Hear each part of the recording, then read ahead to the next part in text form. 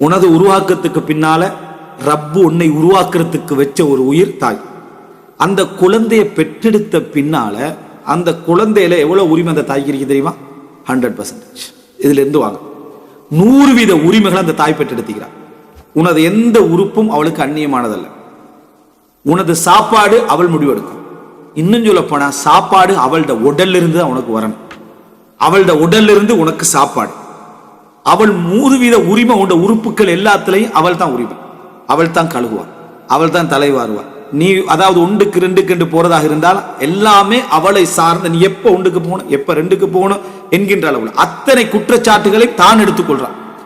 அதாவது இந்த இடத்துல 1க்கு போயிட்டு கவனிக்கிறலையா என்ற ஒரு தந்தையுடைய குற்றச்சாட்டை தாய் எடுத்துக்கிறான். நான் பார்க்கல, கவனிக்கல, அவசரமா வச்சுட்டு போயிட்டேன், யோசிக்கல என்று குற்றச்சாட்டு எடுத்துக்கல. அப்போ உன்னுடைய மலசலம் கழித்தல்ல நீ செய்யக்கூடிய அத்தனை விஷயங்களையும் பொறுப்பா தாயிக்கிறான்.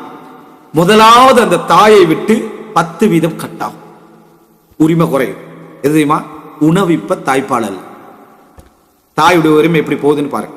உணவிப்ப தாய்ப்பால் அல்ல. ஒரு தாய் 3 வயசுல குழந்தை வந்து எனக்கு பால் தாமான்னு சொல்ற டைம்ல அவளோட உள்ளம் வந்து அப்படி ஆனந்தம் அடையும். ஏன் ஆனந்தம் அடைய வேண்டா?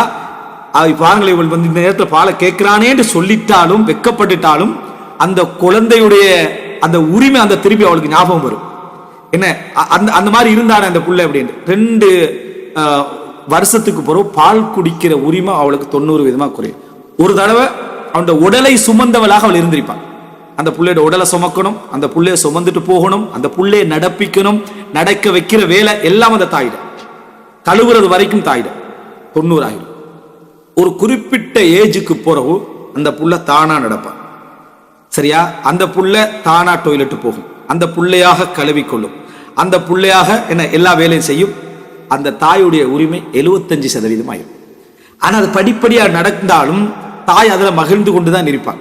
அவளுக்கு அது தெரியாது இது பயணம் எங்க போகுது. அது உணரும் வரைக்கும் அந்த பயணம் போயிட்டு இருக்கு. ஒரு குறிப்பிட்ட ஏஜுக்கு பின்னால அந்த குழந்தையுடைய உடல்கள் இவளுக்கு அந்நியம். தொட முடியாது, பார்க்க முடியாது, நினைச்ச மாதிரி உரிமை எடுக்க முடியாது. ஆனால் அவள் தொட்டால், அவள் தான் கழுவினால், அவள் தான் வளர்த்தால், எல்லாம் நடக்கும். அந்த இடத்துக்கு ஒரு 10 வயசு ஆகிற நேரத்துல அந்த தாய் வந்து முழுமையாக அந்த இடத்துல இருந்து அந்நியப்படுறாள் 50%. இப்ப அந்த தாய்க்கும் அந்த புள்ள வந்து வெளியே போகாது, தாயோட ஒட்டிட்டு உம்மா உம்மாண்டு ஓடி வரும். எது நடந்தாலும் உம்மட்ட வந்து ஃபர்ஸ்டா நிற்கும், வணங்கிட்டா. இப்படி இருக்கிற அந்த புள்ள வந்து வெளியே போ விளையாடு என்று சொல்ற கட்டத்துக்கு கூட ஒரு குறிப்பிட்ட வயசுக்கு இருக்கும்.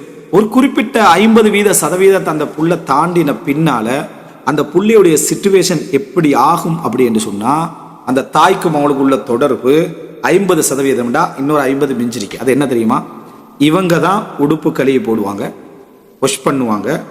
இவர்கள் தான் அந்த பிள்ளைக்கு சாப்பாடு ஊட்டி விடுவார்கள், சாப்பாடு சமைச்சு வைப்பாங்க. அடுத்தது இந்த புள்ளையை விசாரிக்கிறது, வா போ, எங்க போறாய், அனுமதி எல்லாம் இது. இந்த 3 இது 50% வச்சு.